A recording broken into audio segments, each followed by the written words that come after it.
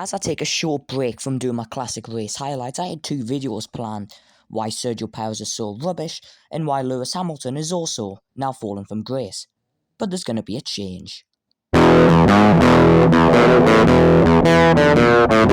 Sergio Perez. I've done a video in the past about why Sergio Perez is so bad. However, it was recent comments after the recent Azerbaijan Grand Prix that caught me completely off guard. Sergio Perez has been struggling with the same issues as Verstappen, but Verstappen is now only really finding the problems with the Red Bull now that it's gotten so worse. And that just changed how I view Sergio Perez. Ever since that dreadful 2023 campaign, questions have been asked over Sergio Perez and his future in Red Bull racing. However, Sergio Perez, let's just talk about 2023. 2023, in my opinion, wasn't a car issue. I believe it was just Sergio Perez issue. And then, to be fair, we have to look all the way back to 2022.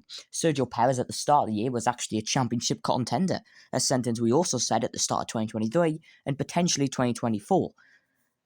Sergio Perez in 2022 had that little dip in form. Then he came back to win in Singapore and got a podium in Mexico and Abu Dhabi, and nearly outperformed Verstappen at the Sao Paulo Grand Prix.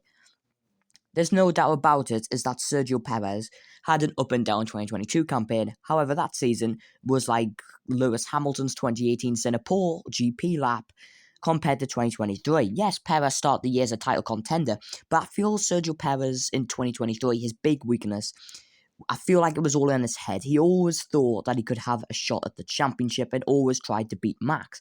So when he got beaten in Miami, it was a huge psychological blow to him, and that impacted the rest of his season, including a clash in Mexico City with Charles Leclerc. So we go to 2024. Sergio Perez started the year with a second place in Bahrain. However, he was miles behind Max Verstappen. However, one of the main words Max Verstappen and Perez were both complaining about was balance. That would come back to haunt Red Bull, but in Saudi Arabia, Perez put forward a pretty impressive performance. However, in Australia, when Max Verstappen was out and Sergio Perez could win for the first time in a year and take the championship lead with doing so, he could only finish fifth, but he was now only 4 points behind Verstappen. That didn't matter though. Let's just go straight on to Japan. Perez's greatest performance of the season, bar Azerbaijan. I mean, he did crash, so I don't know. Where he qualified 66 thousandths behind Max Verstappen. An incredible performance. So, where did it all go wrong? Where the word balance issue comes into play at the Miami GP weekend. Verstappen was beaten after struggling all weekend long. Perez could only finish fourth.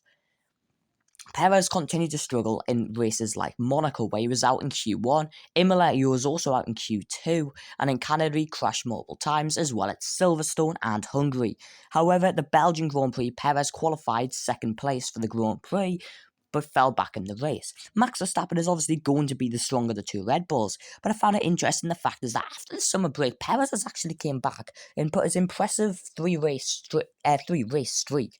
When I say impressive, I mean, I wouldn't call it impressive, but I would say it was definitely better compared to his previous time in Red Bull.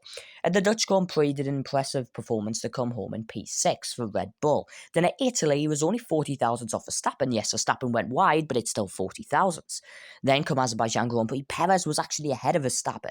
Yes, that's back-to-back tracks, and especially Azerbaijan, that suits Perez, but the fact that he completely and utterly outclassed Verstappen at Baku suggests that Max Verstappen is really, really struggling, and that's much worse for Red Bull. If it was Max doing brilliantly and Perez struggling, we would all be assuming that it's all been Perez.